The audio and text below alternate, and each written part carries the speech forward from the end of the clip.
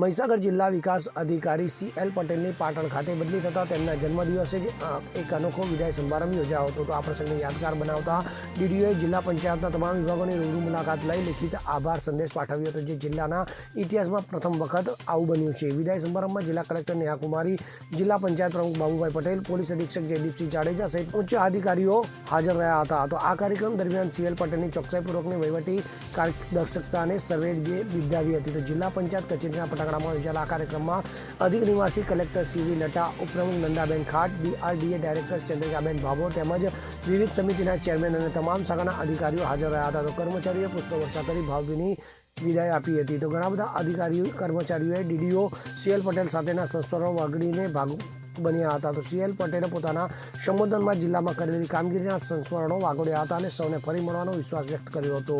તો યોગાનુયોગ તેમના જન્મદિવસે જ આયોજિત થયેલા આ વિદાય સમારંભમાં સૌએ સાથે મળી જન્મદિવસની પણ ઉજવણી કરી હતી. ત્યારે મહીસાગર જિલ્લામાં આવો ભવ્યથી ભવ્ય વિદાય સમારંભ પહેલીવાર યોજાયો હતો.